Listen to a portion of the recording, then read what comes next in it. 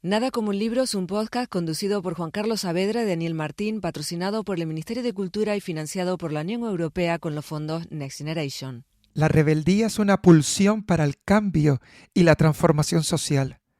Sirve para cuestionar y desafiar las normas establecidas, impulsar el progreso y la innovación.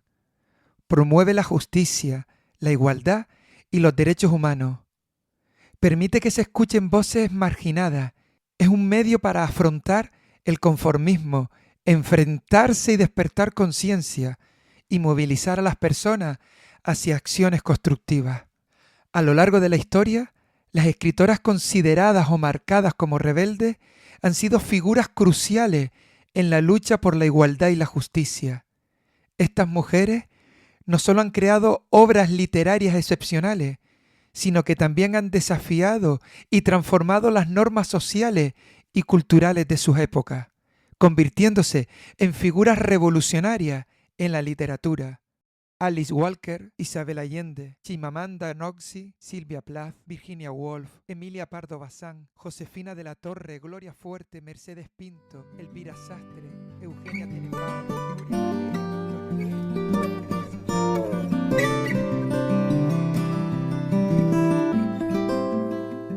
Pues Dani, te tengo que decir que el tema del podcast de hoy me hace mucha ilusión, eso de dedicar un podcast a las rebeldes. Y además, fíjate Juan Carlos, he estado pensando cómo ha cambiado el significado de la palabra rebeldía. Antes un rebelde montaba una revolución y hoy parece que si te ríes casi eres un rebelde. O sea que también hay que analizar un poco cómo la literatura ha integrado este nuevo concepto de rebeldía. Y es curioso, cuando hablamos de mujeres rebeldes en Canarias, en la literatura de las islas, pues siempre nos va a aparecer Mararía, una obra de Rafael Arrozarena, que es muy interesante por todo lo que supone esa figura femenina. Y vamos a conocerla más en profundidad hablando con el filólogo Sebensui Rodríguez. Otra rebelde fue Virginia Woolf. Y Virginia Woolf tenía un libro que se llamaba La señora Dalloway. Basándose en este libro, Michael Cunningham escribió otra novela, una novela que tituló Las Horas. Y de esa novela se hizo una película. Son 3 mujeres protagonistas que cuentan la historia de un día de estas mujeres en 3 épocas diferentes. Un libro muy interesante y una película muy muy curiosa. Pues mira, cuando se habla de mujeres rebeldes en la Edad Media se les solía asociar con la brujería para desprestigiarla. Por eso, en los libros malditos vamos a hablar del Malleus Maleficarum, un libro que pretendía pues castigar a estas mujeres que intentaban salirse fuera de lo que sería el orden del momento, acusándolas, como ya decía, de brujería. En nuestro espacio de Psicopedagogía 2.0 con Elizabeth López, que hablamos de educación y de psicología y de literatura infantil, vamos a comentar varios libros, pero entre ellos 2 que son realmente 2 libros de autoras rebeldes: Yo soy y Recetas de lluvia y azúcar. Pues mira, dentro de las efemérides del mes vamos a destacar el nacimiento, el 1 de julio de 1804, de la escritora George Sand, que pasó a la historia como la rebelde del romanticismo. Ver esas fotos antiguas de ella vestida con pantalones y fumando es verdaderamente impresionante. En nuestra isla de San Borondón imaginaria hemos tenido un encuentro muy especial con la psicóloga, escritora y narradora Alicia Costa. Más de 20 libros publicados, traducidos a más de 16 idiomas. Una escritora rebelde, con una literatura muy rebelde para niños y para adultos que se quieran divertir, reír y además pensar. Pues dentro de nuestro baúl hemos encontrado la primera revista literaria cuyo consejo de redacción estaba formado solo por mujeres. Se editaba en Canarias y el título era Mujeres en la isla. A la hora de reconocer la aportación de las mujeres a la literatura universal, pues también vamos a rendir un tributo a la escritora Charlotte Brontë y a su novela Jane Eyre.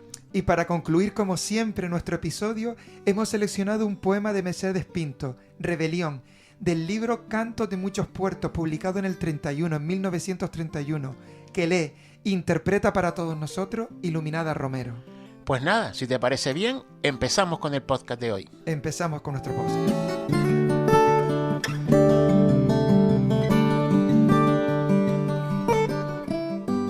En Nada como un libro no nos gusta viajar solos, por eso en el trayecto de hoy nos acompaña... Rafael Arrozamena creó uno de los personajes femeninos más impactantes de la literatura canaria, Mararía.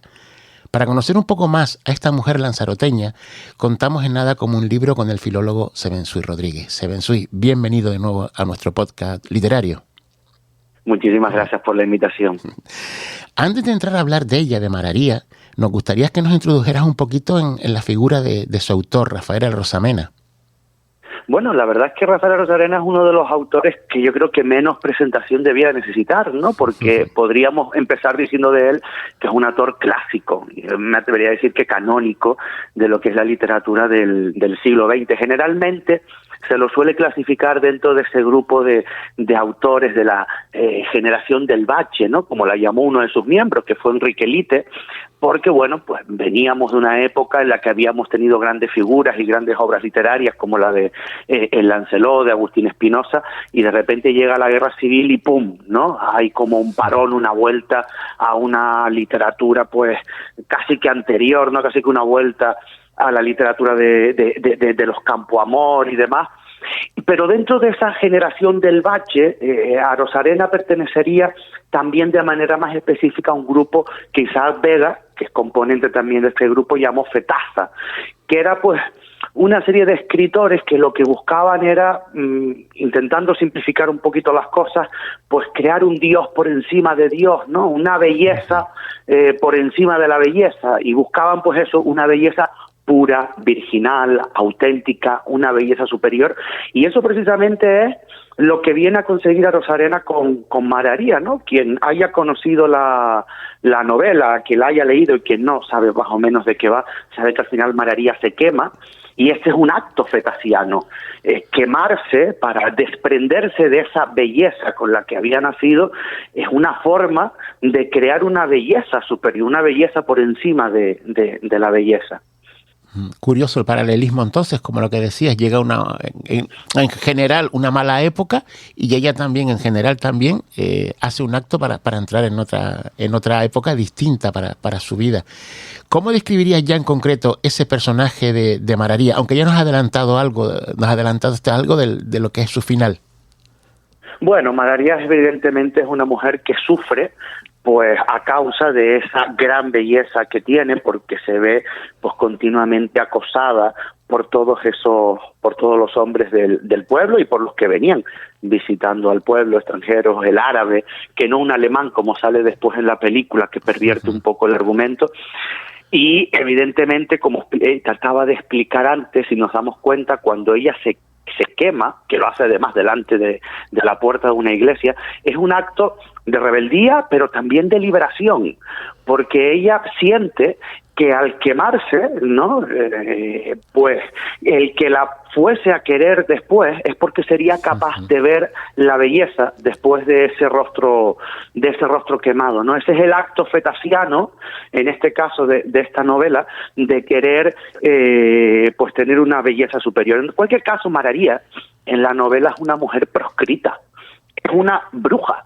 De hecho, desde el comienzo de la novela, el narrador con lo que se encuentra es con una mujer vieja, enlutada, embozada, a la que todos le gritan prácticamente pues porque la rechazan, porque creen que es una bruja, y a partir de ahí el narrador lo que empieza es una investigación. No nos olvidemos de que Arosamena era un amante de la novela policíaca, y cierto deje de novela policíaca, de novela detectivesca, tiene también Mararía, porque él va preguntando a todos los hombres del pueblo quién es esa mujer, y con el testimonio de todos ellos es como vamos reconstruyendo esa imagen. ¿Por qué es proscrita? ¿Por qué es bruja? Bueno, es una madre soltera, ¿verdad? Además es una mujer que mantiene relaciones sexuales antes del matrimonio o fuera del matrimonio con varios hombres, no solamente con el que la deja embarazada. Luego además le suceden una serie de desdichas, como por ejemplo que muera su hijo, y después de la muerte de su hijo pues ella lo sufre, y los hombres del pueblo, que son los que narran la historia, la ven prácticamente que como una loca. Y luego pues este acto último fetaciano de querer quemarse viva, no nos olvidemos, para poder salvarse pues del acoso sexual que estaba viviendo, ¿no? Y en el momento en el que se quema, además, aborta. Es decir, que lo tiene todo para que, desde el punto de vista, pues con esta cosmovisión un tanto cristiana de fondo, pues a María se la considera una bruja. Y además una bruja doble, si me permite. Porque a las brujas que se hacía con ellas a lo largo de la historia, quemarlas, pero quemaría encima, se intenta quemar ella y ni con esas muere, con lo cual ese carácter legendario de bruja todavía como que se acrecienta, ¿no? Esa es María, una mujer bruja en términos de los hombres que narran la novela, una mujer proscrita por ir en contra de las convenciones sociales. Podemos decir entonces que ella puede ser una hija de su época, porque se supone que en la actualidad ya habrá cambiado ese panorama, pero en el Lanzarote que sitúa Rafael, ¿era posible que se diera ese caso? Bueno, yo creo que hay muchas Marías en Canarias, en España y en el mundo. De hecho, fíjese que una de las principales asociaciones de la isla en defensa de la mujer, de la isla de Lanzarote, se llama precisamente María. Se ha especulado mucho, incluso sobre la identidad real de esa mujer, más allá de lo literario, que podría haber inspirado a Arosarena. Se ha dicho incluso en algún momento, creo que con poco acierto, que si era una mujer de Tacoronte, luego otro decía que si era una mujer de no sé dónde. Evidentemente, independientemente de todo esto, lo que estamos viendo es que en distintos puntos de nuestra geografía encontramos a muchas mujeres cuya biografía encaja en cierta medida con la de la María personaje literario. Con lo cual yo creo que efectivamente, hubo demasiadas Marías en Canarias. ¿Y puede haber alguna en concreto, fuera de las que tú nos estás comentando en rumores, que pueda obedecer a la creación de este personaje en Lanzarote? Mira, a Rosarena siempre se le preguntó por ese detalle, siempre, en todas las entrevistas. Y repasando el otro día unos apuntes, encontré una en concreto del año 96, en la que el periodista le decía, ¿conoció usted a María? Y él respondió, conocí a María y a todos los que están en la novela, incluido Ripoll, el perro del alcalde. Es decir, que él evidentemente dice que todos los personajes que están, independientemente del nombre que les haya puesto y como los haya bautizado en la novela, evidentemente están basados en personajes reales, y él cuenta que efectivamente cuando llega a Femés conoce a esta mujer. Yo tuve la osadía, porque esa es la palabra, de ir a Femés aprovechando hace unos cuantos años que comisaría una exposición junto con mi compañero Pepe Betancor sobre María, y teníamos en esa exposición, en ese proyecto expositivo, a una artista que era precisamente del pueblo de Femés, con lo cual me sirvió un poco de gancho, ¿no?, para introducirme en ciertos círculos generalmente pues un poco más discretos, y varias mujeres del pueblo me terminaron diciendo que ellas estaban convencidas de que la María de Arosarena era una señora de Femés llamada María Magdalena. Cuando me dijeron el nombre, yo no pude evitar pensar pues en las reminiscencias cristianas bíblicas que tiene este nombre, ¿no? María Magdalena, que además sabemos qué personaje es y cómo se lo ha calificado en algunos momentos, y pensé que a lo mejor tenía un punto de leyenda, pero me terminaron de convencer un poquito más cuando una de las señoras dice, espérate aquí, fue a buscar la llave del cementerio viejo de Femés, me llevó y me enseñó la lápida de María Magdalena. Y además me empezó a contar pues varias historias relacionadas con la mujer, pues su gran belleza, lo perseguida que era por los hombres, el amante que había tenido Jarandino, ¿no?, el árabe, y cómo evidentemente, pues bueno, fue considerada también en el pueblo pues como una especie de outsider, ¿no?, una especie de bruja, pues por sus relaciones extramatrimoniales, por haberse quedado embarazada, fuera del matrimonio, etcétera. ¿Por qué crees tú que el éxito de esta novela de María, que cuando intentamos buscar referentes, libros clásicos en Canarias, novelas clásicas en Canarias, una de las primeras que siempre aparece es María? ¿Por qué el éxito de esta obra literaria? Es una novela maravillosa. Vamos a ver. Desde un punto de vista estilístico, por empezar por algún lado, ¿no?, a buscarle razones, es una novela tremendamente bien escrita. Es una novela, como él mismo llegó a decir, que no está escrita por un narrador, está escrita por un poeta. De hecho, María es una novela que se disfruta muchísimo si en lugar de leerla en silencio, en algún momento la leemos en voz alta, porque es absolutamente melodiosa, alguno de sus párrafos es tremendamente cuidada. Y cuando el arte está presente con tanto cuidado, pues evidentemente eso el lector, la lectora, lo nota. Luego una novela que incorpora elementos reales, ¿verdad? Es verdad que se centra en el paisaje y que se centra en la realidad de Lanzarote, pero que no tiene por qué ser muy diferente en muchos aspectos a la realidad de cualquier otra isla, sea capitalina o no, y porque tiene al mismo tiempo un punto mágico, ¿no?, en el que se va confundiendo lo real con lo ficticio, con lo mágico. De hecho, cuando hablamos del proceso de composición de la novela, él siempre cuenta que la escribió en los años 40 y que la publicó en el 73. Si él la hubiera publicado antes, y fuese verdad lo que él dice, que la tenía prácticamente escrita en los años 40, pues a lo mejor el concepto de realismo mágico que asociamos a Latinoamérica, ¿verdad?, pues a lo mejor lo tendríamos que asociar también a Canarias y con bastante antelación. Yo creo que esos son algunos de los ingredientes que tiene esta novela que lo hace verdaderamente especial, y luego ese elemento detectivesco, porque en el fondo a todos nos gusta este punto de intriga, ¿no? Nos encontramos al principio con una mujer misteriosa, vestida de negro, la llaman bruja, ¿por qué? Y luego empezamos pues a conocer toda su historia e intrahistoria, y lo hacemos a través del relato de varios hombres, siempre hombres, que nos lo van contando, y a veces, claro, primero entrevisto a uno, me cuenta una cosa, mañana entrevisto a otro, me encuentra a otro, siempre uno te hace una anticipación de algo de lo que va a suceder después, o simplemente te deja con la duda con otra cosa que tendrás que saber después, y ese punto de intriga también está presente en la novela y la hace bastante atractiva. Yo creo que todos los que están escuchado que no hayan leído Mararía van a ir corriendo ya a buscar su ejemplar y leerla, porque estás aclarando bastante el por qué es un clásico hoy de nuestra literatura. Pues Sevensui Rodríguez, muchísimas gracias por haber estado de nuevo con nosotros en Nada como un libro y ayudarnos a conocer el perfil de Mararía y a su autor. Sabes que es un placer, y cuando quieras aquí estamos. Un abrazo.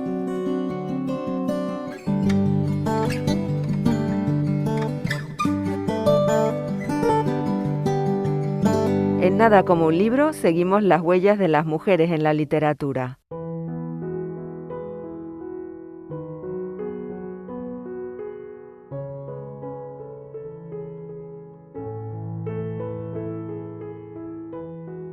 La literatura ha sido un arma esencial en la lucha por los derechos de las mujeres. Las protagonistas de las novelas que se oponían al papel que la sociedad, fundamentalmente machista, les tenía reservado, eran tildadas de chicas rebeldes. Una de esas primeras chicas rebeldes fue Jane Eyre, protagonista de la novela del mismo título escrita por Charlotte Brontë y publicada en el año 1847. Como muchas otras autoras, Charlotte Brontë se vio obligada a firmar la novela bajo el seudónimo masculino de Currer Bell, no siendo hasta algunos años después cuando se reconocería su autoría. Encuadrada dentro de la novela romántica, Jane Eyre rompe moldes al plantearse la protagonista diferentes cuestiones como los roles sociales o el escaso papel reservado a las mujeres de su época. Considerada por muchos como una de las primeras novelas feministas de la historia, Jane Eyre nos muestra la mirada que tenía Charlotte Brontë acerca del mundo, donde califica de arbitraria las diferencias de clases sociales y se muestra crítica con el escueto papel de la mujer en la sociedad de entonces. Ella buscaba que la trataran con los mismos derechos que a los varones e incluso opina sobre cómo deben actuar las mujeres. Un ejemplo de ello lo encontramos en el siguiente pensamiento de Jane. Las mujeres sienten igual que los hombres, tienen la necesidad de ejercitar sus facultades y encontrar campo para su trabajo, al igual que sus hermanos. Cuando se las reprime con demasiada rigidez, cuando se encuentran estancadas de manera absoluta, sufren tanto como sufrirían los hombres. Y sus compañeros, que gozan de más privilegios, dan muestras de estrechez de miras cuando dicen que deberían limitarse a hacer pasteles y calceta, a tocar el piano y bordar bolsos. A pesar de fallecer teniendo solo 39 años de edad, Charlotte Brontë dejó una huella imborrable en la literatura universal, al igual que su hermana Emily, autora de Cumbres borrascosas, y que curiosamente también tuvo que publicarla con seudónimo masculino.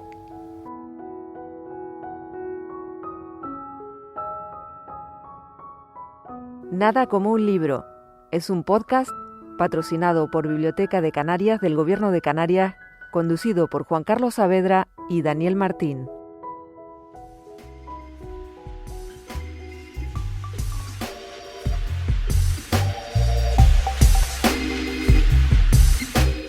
En Nada como un libro, libros malditos, prohibidos, llenos de leyendas y misterios.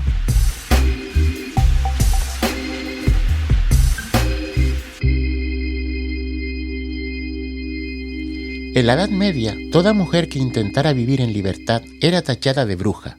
Bajo esa consideración se buscaba acabar con las chicas rebeldes que pretendían seguir una forma de vida distinta a la que la Iglesia les marcaba.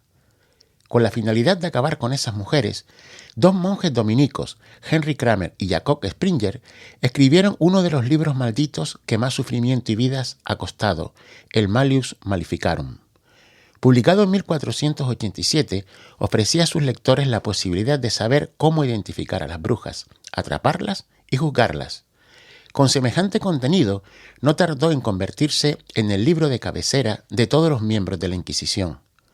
Para que fuera aceptado de forma mayoritaria, sus autores incluyeron en su publicación una bula papal verdadera que otorgaba a los dos monjes dominicos poderes especiales para perseguir a la brujería y escribir el Malleus Maleficarum, título que se puede traducir como el martillo para golpear a las brujas y sus herejías con poderosa masa. Esa introducción magnificó ante toda Europa la influencia de la brujería en su territorio y, sobre todo, el reconocimiento que los autores tenían por parte de las altas esferas eclesiásticas vaticanas. La obra está llena de manifestaciones misóginas, llegándose a clasificar a las mujeres como inalcanzables, pero que cuando se logra establecer una relación con ellas, se vuelven maliciosas. Se las clasificaba como el mal necesario, la pena ineludible, el peligro doméstico, el mal de la naturaleza pintado de buen color. Además, define a la mujer excelente, aquella que es esposa y perdona la infidelidad de su marido, en contraposición de la mala mujer, que no puede contener su deseo y por ello cae fácilmente en la brujería. No existe unanimidad en cuanto a la cantidad de mujeres inocentes que sufrieron tortura al aplicarle los preceptos contenidos en este libro maldito. Afortunadamente, en el año 1657, el Vaticano puso fin a la cacería de brujas, aunque los territorios no sujetos a su jurisdicción siguió su persecución hasta por lo menos el año 1782.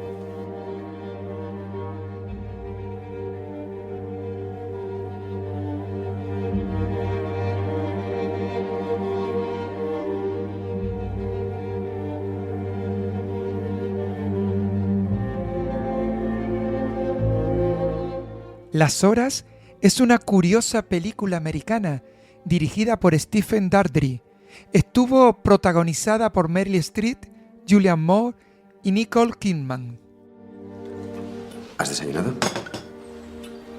Sí. Mentira. Entonces comerás, como Dios manda, marido y mujer sentados a la mesa. Sopa y postre, a la fuerza si es necesario. El guión, escrito por David Hare, es una adaptación de la novela homónima de Michael Cunningham, ganadora del premio Pulitzer en 1999.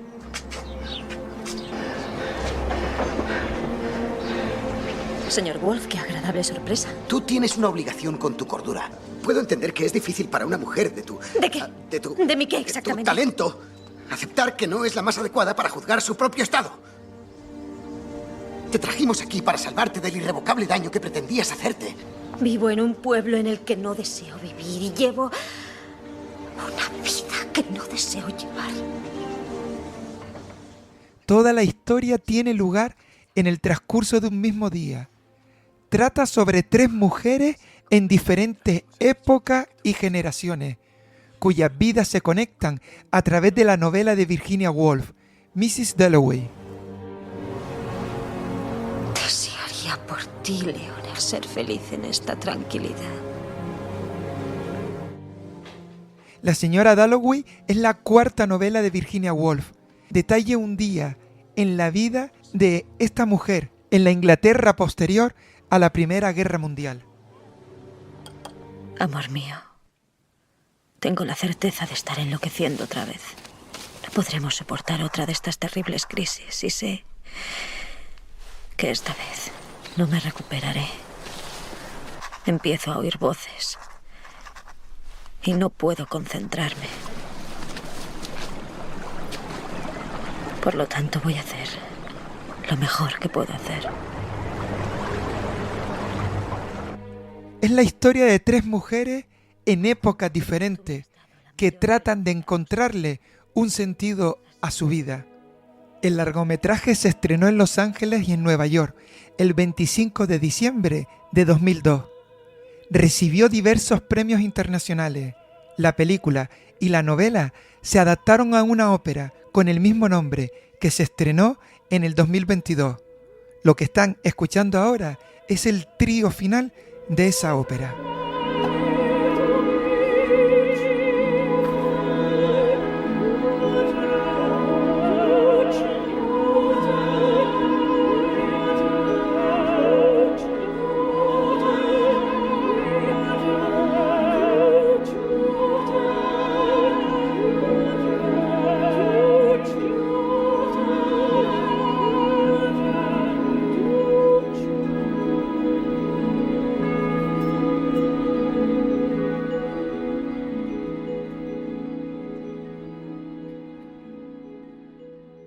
En Nada como un libro abrimos nuestro baúl de recuerdos, curiosidades y novedades literarias.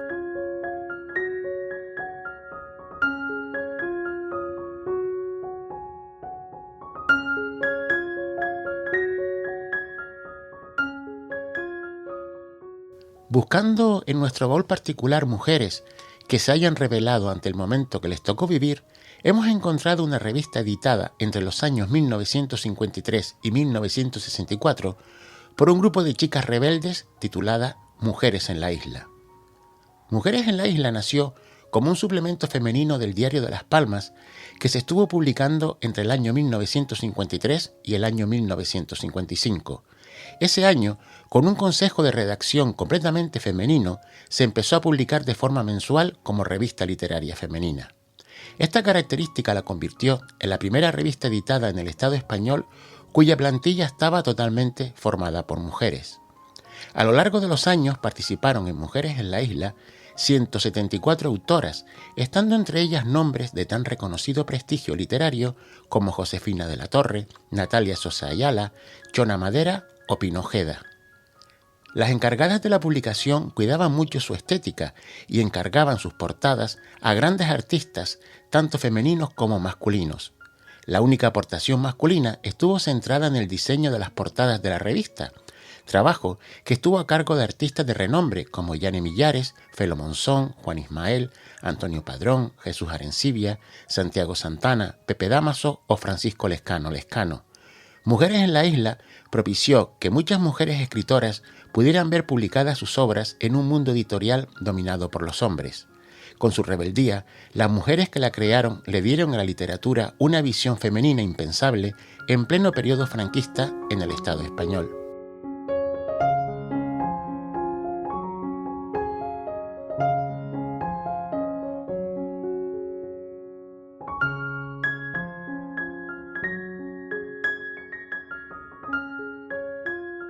Psicoeducación 2.0, Biblioterapia, Psicología, Educación y Libros, con Elizabeth López.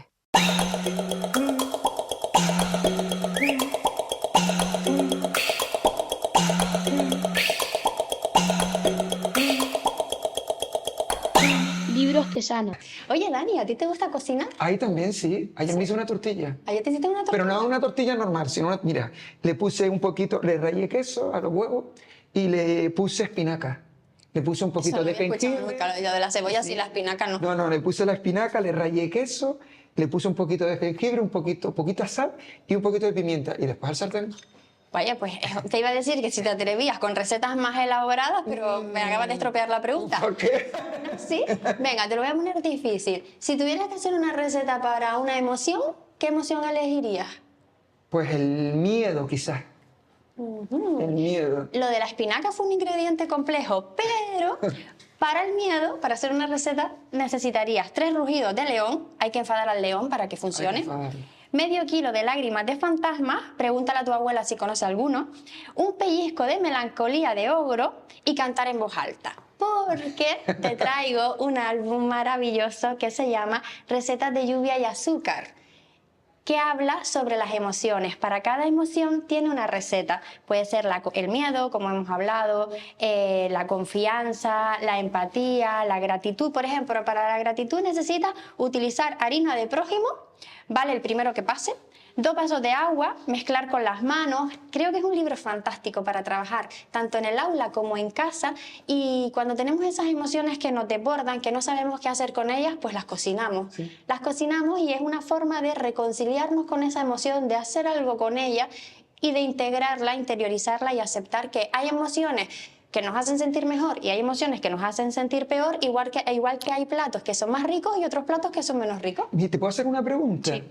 ¿Qué sientes cuando lo cogiste? El tacto, me refiero al tacto porque es diferente ese libro, ¿verdad? Sí, es como si fuese reciclado, es rugoso, tiene un tamaño bastante grande, tiene unas ilustraciones preciosas, pero la realidad es que cuando lo toqué fue como que es un libro que no es un libro.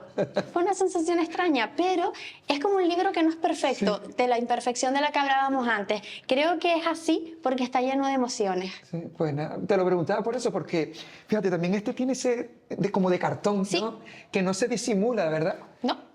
Es importante también cuando cogemos un libro, cuando vamos a qué libro regalar, las sensaciones que tenemos cuando lo agarramos, porque hay cosas como muy interesantes. Como huele. ¿Verdad? Huele de una manera diferente hacer ese cartón, ese reciclaje. Mira, por aquí te traje otro que me gustaría recomendar porque es un libro que cuenta una historia, pero es que está escrito bueno, te lo voy a leer. Te lo voy a leer porque, y te darás cuenta enseguida, te voy a leer solamente un verso, porque es un cuento pero es un verso. Dice: y veo a la luz del foco que llamarle feo es poco.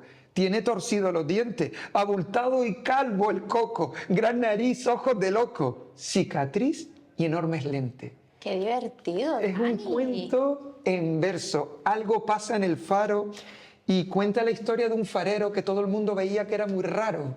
Muy raro, muy raro, muy raro.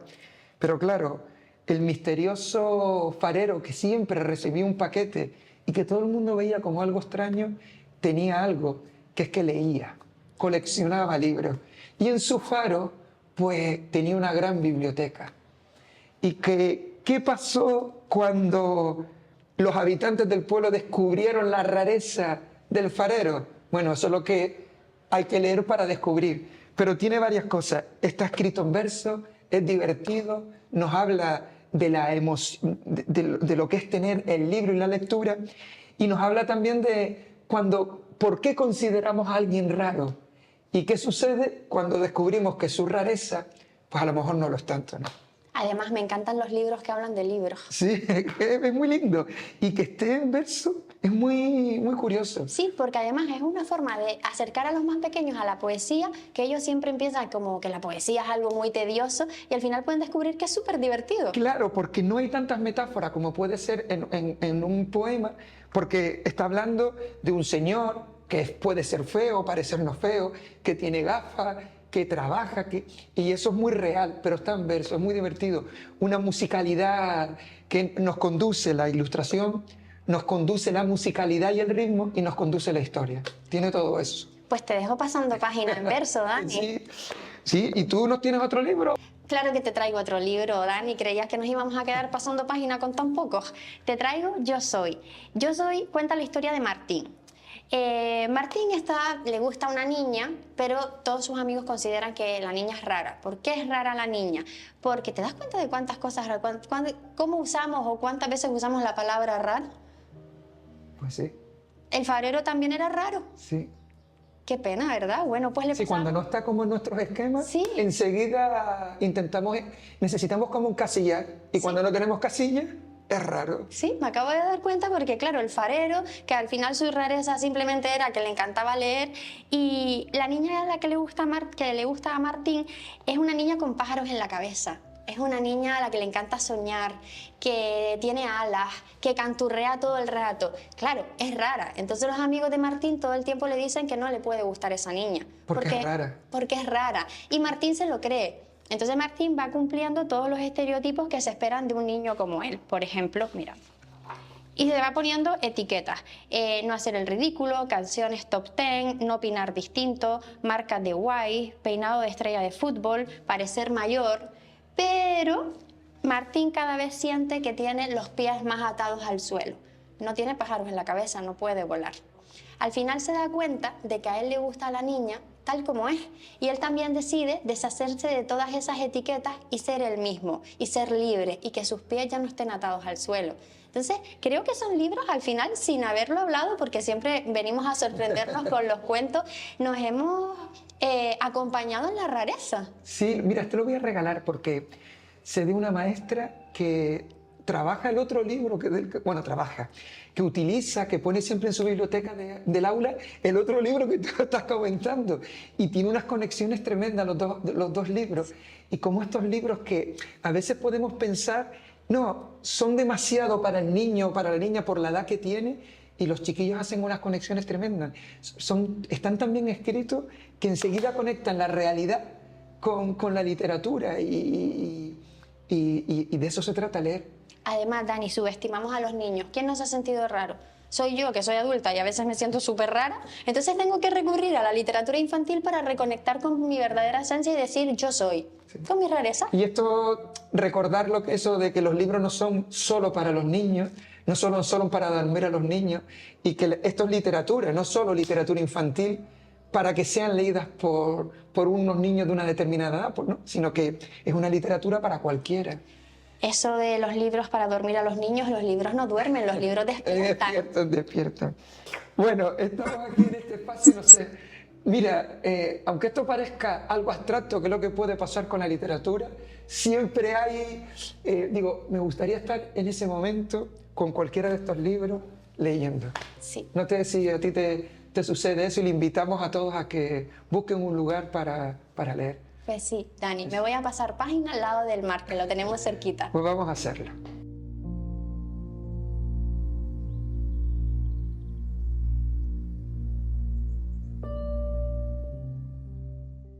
En Nada como un libro, efemérides literarias, momentos para la historia y la literatura.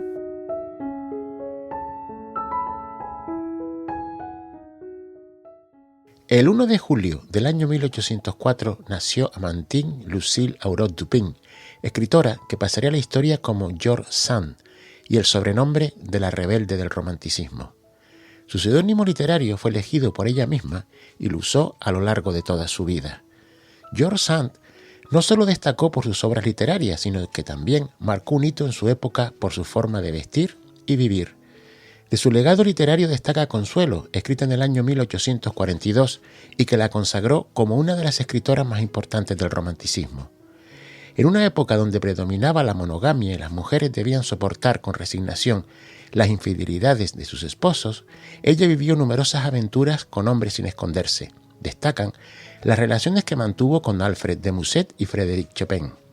A esa vida sentimental hubo que sumarle su gusto por vestir con ropa masculina, cosa que en aquella época necesitaba permiso de la policía. George Sand nunca pedía esa autorización y aprovechó la comodidad que le daba el uso de la ropa masculina para moverse libremente por París. Por si esto fuera poco, para escandalizar a la Francia del siglo XIX, además fumaba en público. Esa forma de vivir no le importó a Víctor Hugo, al que le unió una gran amistad. Tal fue así que el autor de Los Miserables comentó sobre ella. George Sand no puede determinar si es hombre o mujer. Tengo un gran respeto por todos mis colegas, pero no es mi lugar de decidir si ella es mi hermana o mi hermano. Junto a sus novelas, George Sand también escribió textos en los que expresaba sus opiniones políticas, siempre a favor de los pobres y de los derechos de las mujeres. A ella se le reconoce al haber sido la primera autora de una novela en la que se diferencia entre el sexo biológico y el género. George Sand dejó tras de sí una extensa obra literaria y en la actualidad, afortunadamente, es más conocida por la calidad de su obra que por su forma de vestir y actuar. A su muerte, en 1876, Víctor Hugo dijo: Lloro a una muerta y saludo a una inmortal. La he amado, admirado y venerado. Hoy la contemplo en la augusta serenidad de la muerte. La felicito porque lo que ha hecho es grande y le agradezco que lo que ha hecho sea bueno.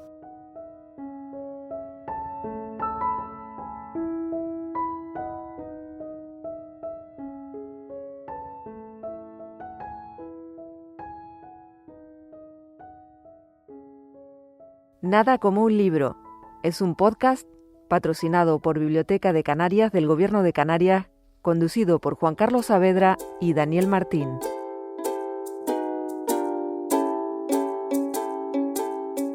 En Nada como un libro viajamos a un lugar llamado San Borondón para hablar de literatura infantil y juvenil, cuentos y relatos para todos los públicos.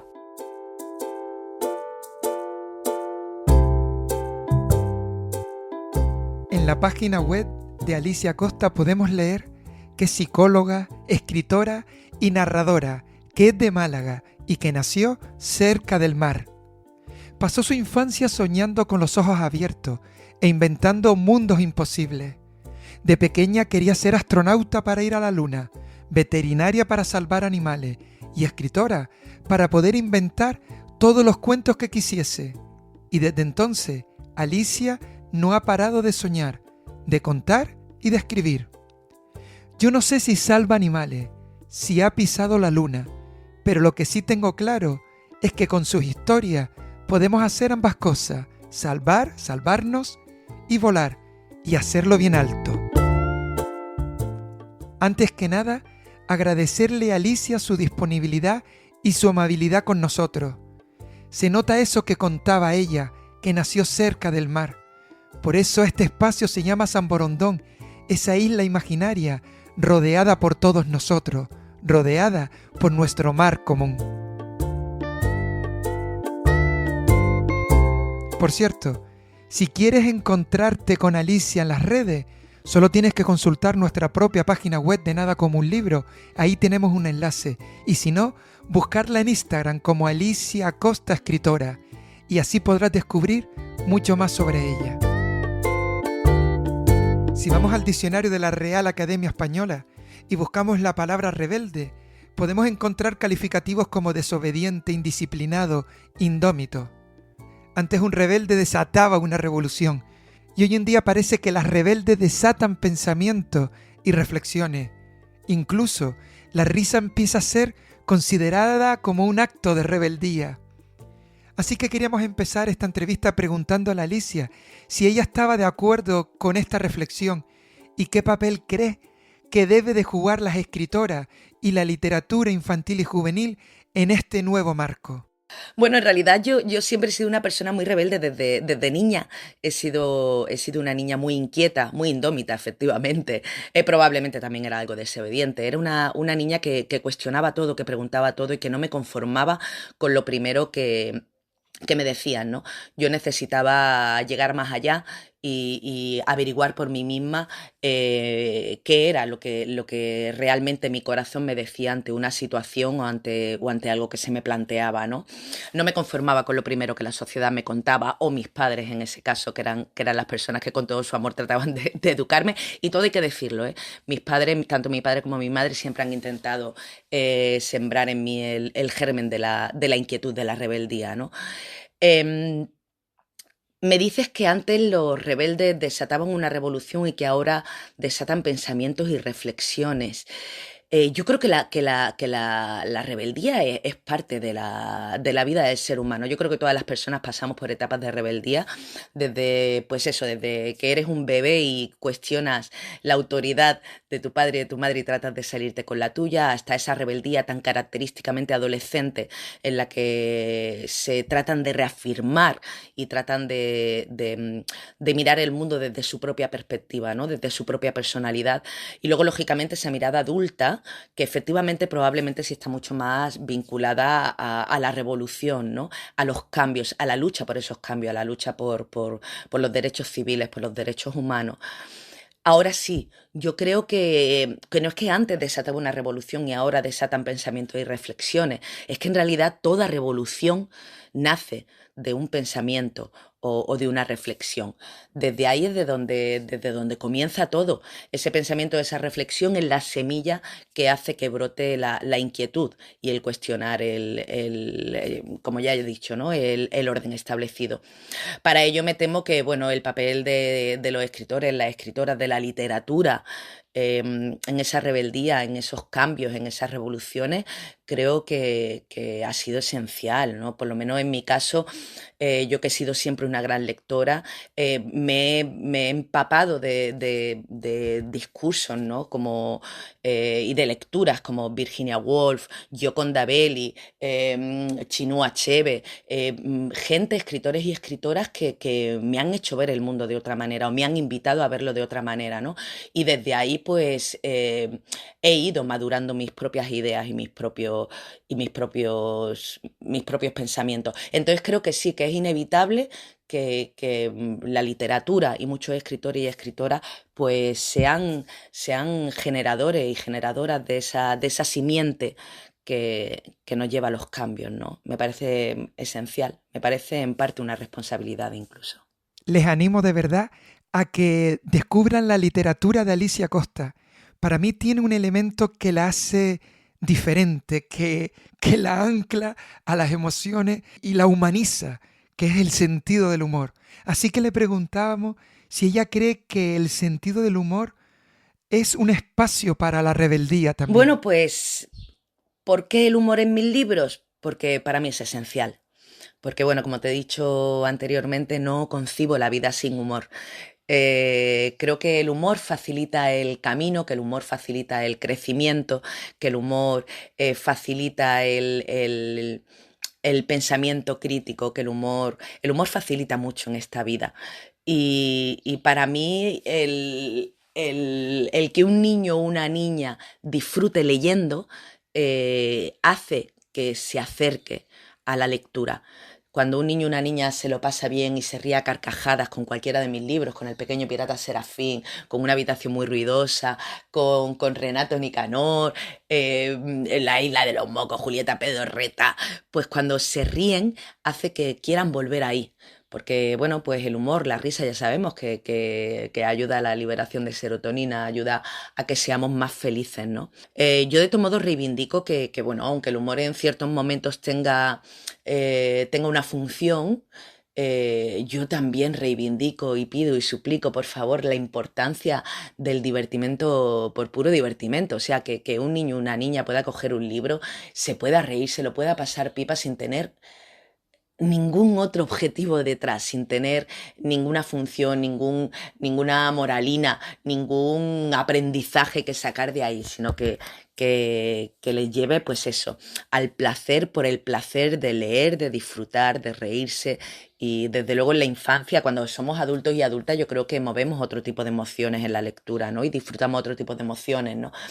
Pero en la infancia creo que el humor es esencial en sus lecturas, y el arrancarle una carcajada es lo más bonito que te pueda suceder como autora, desde luego.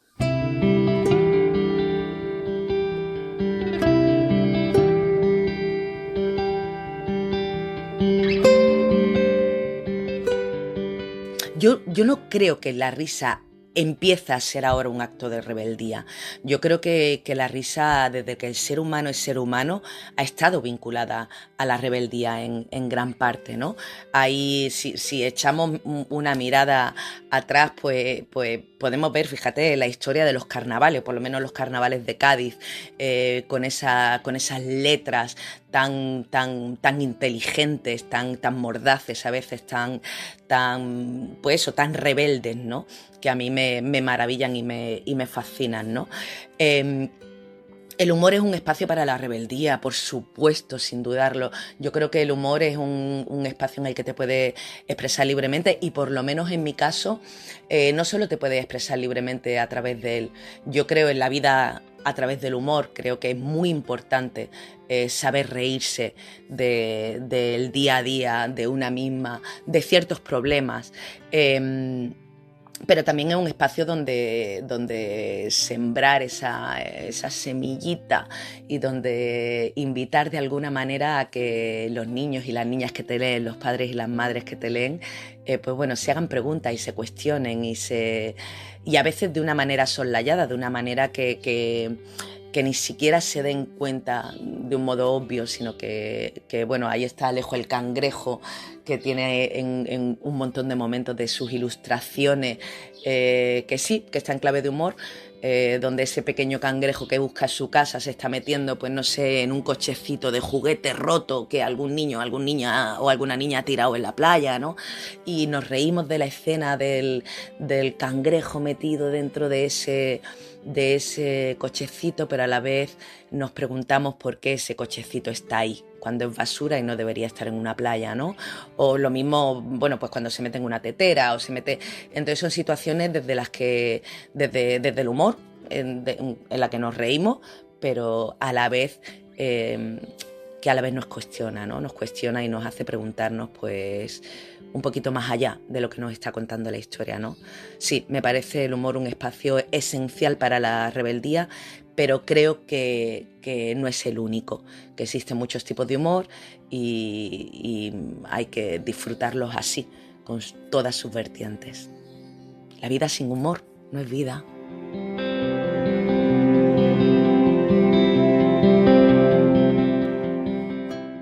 Otra de las tramas principales de los libros de Alicia Costa es el empoderamiento femenino. En relación a todo esto le preguntábamos el porqué de libros como Vivan las uñas de colores o La muñeca de Lucas. Bueno, pues en realidad yo siempre digo que ojalá Vivan las uñas de colores dejase de tener éxito, o La muñeca de Lucas, o Agapito el sapo que quería ser príncipe, que es otro de mis libros que también habla del empoderamiento femenino, ¿no? El hecho de que estos libros tengan tanto éxito y se sigan vendiendo tanto y se sigan reeditando, para mí es señal, tristemente, de que en esta sociedad todavía nos queda mucho por hacer, nos quedan muchos cambios, ya no solo que hacer, sino que afianzar, ¿no? Creo que estamos en un momento terriblemente peligroso en el que es curioso como todos esos derechos por los que hemos luchado, al menos mi generación, como ya te he dicho, yo he sido una persona muy activa en la lucha social, y de repente te das cuenta cómo estamos sufriendo un retroceso además muy significativo, ¿no? Donde las estadísticas indican como una buena parte de la juventud cree que la violencia de género no existe, como de repente celebraciones y reivindicaciones como podría ser el Día del Orgullo o el Día de la Mujer, deberían ser reivindicaciones que ya deberían ser simbólicas porque deberíamos haber avanzado tanto que se convirtiese en una celebración pura y dura, y de repente nos damos cuenta que hay muchos pasos atrás y todavía siguen, no es que todavía haya agresiones, sino que es que el número de agresiones se están incrementando. El número de mujeres muertas a manos de sus maridos o de sus ex o de sus novios o del que soñó ser su novio van aumentando a una velocidad vertiginosa. Entonces te das cuenta que sí, que todavía son necesarios, que queda mucho por hacer y, como te he dicho, por afianzar, ¿no? Aunque nosotras, fíjate, tanto Luis como yo tratamos que La muñeca de Lucas, cuando lo estuvimos escribiendo, intentamos que fuese un libro que ya daba ciertas cosas por sentado, ¿no? Que no fuese tanto un libro adoctrinante, sino un libro en el que, bueno, pues que hay un niño que quiere tener una muñeca y su padre y su madre no se cuestionan nada, simplemente se la regalan, ¿no? Pero es curioso, ¿no? Como La muñeca de Lucas sigue formando parte de muchas estanterías violetas, se pone como ejemplo de uno de los libros que habla de coeducación y de igualdad, cuando en realidad es un cuento que habla de una resolución de conflicto entre iguales, habla del derecho a equivocarse, habla del derecho al perdón, y lo único que es que en su contenido hay un niño que juega con muñecas. Fíjate, es que es curioso, ¿no? Para mí eso me hace preguntarme, eso mismo, ese detalle me hace pensar que todavía quedan muchas cosas por cambiar, porque si no, no entraría en una estantería Violeta, sino entraría en cualquier estantería un libro en el que su protagonista juega con una muñeca, o sea, sencillamente.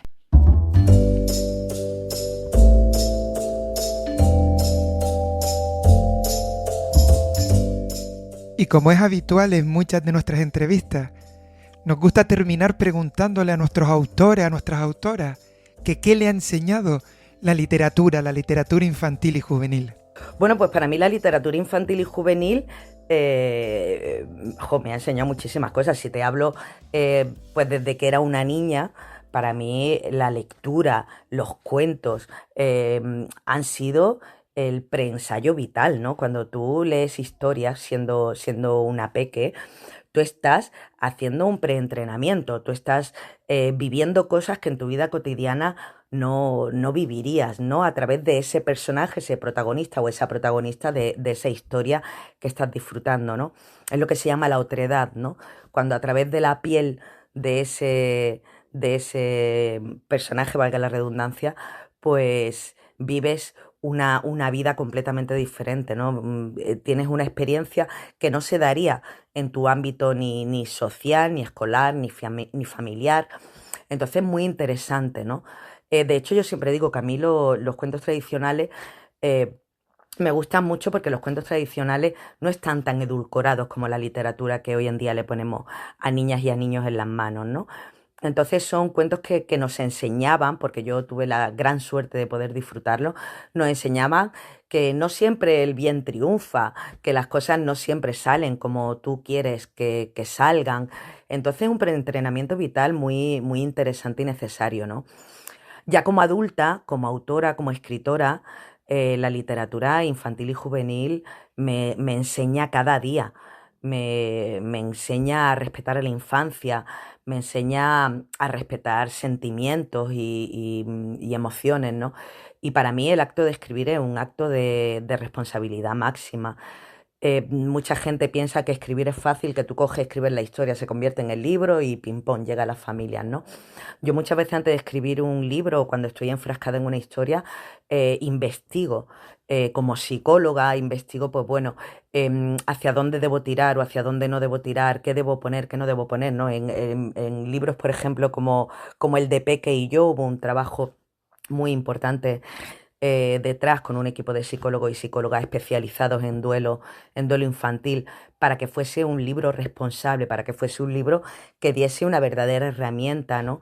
para todo el tema del duelo en la infancia, ¿no? Peque y yo es un libro escrito con mucho cuidado y, como digo, con mucha responsabilidad, ¿no?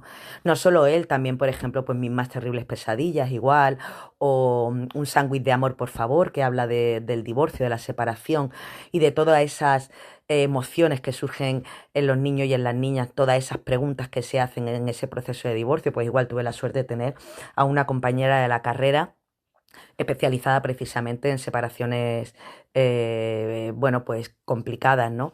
Que estuvo ahí acompañándome para que este libro, pues bueno, tuviese un mensaje que fuese correcto, que fuese adecuado, ¿no?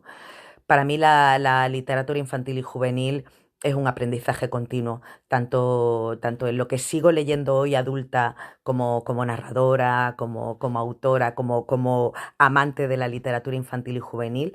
Y por supuesto, pues eso, ¿no? Es un aprendizaje cotidiano, un aprendizaje que no termina. Me quedo con esa reflexión de que la vida sin humor es menos vida.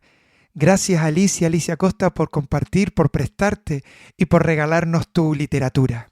Desde aquí daros las gracias a vosotros por haberme invitado a compartir este ratito de charla y de reflexión acerca de la rebeldía con vosotros. Ha sido un verdadero placer, ha sido un honor y nada, desear desde luego que no dejéis de disfrutar de mis pequeñas locuras, de mis libros, de mis historias y que sigáis contándolo y mandaros un beso enorme y lo dicho, que muchísimas gracias por haberme hecho formar parte de este espacio, vuestro espacio, de vuestra casa, que ahora también lo es mía, ¿no? Un beso enorme.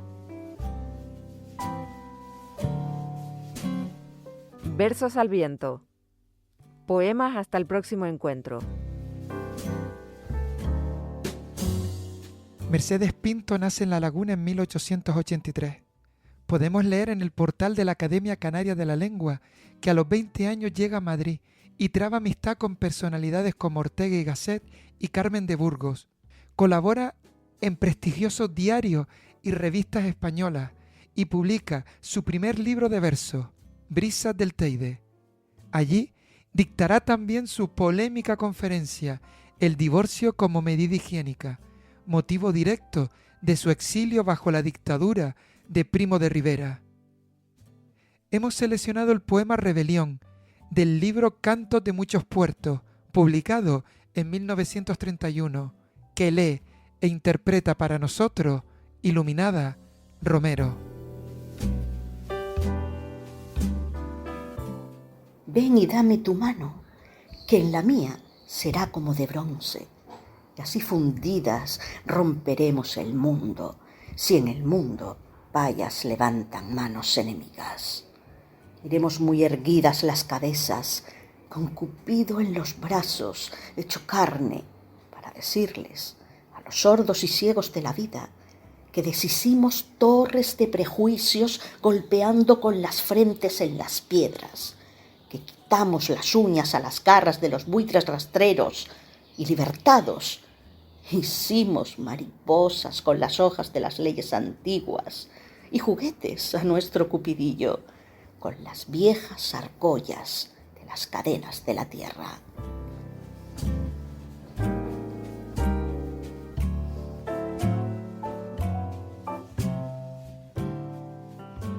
Nada como un libro es un podcast patrocinado por el Ministerio de Cultura y financiado por la Unión Europea con los fondos Next Generation EU, conducido por Juan Carlos Saavedra y Daniel Martín.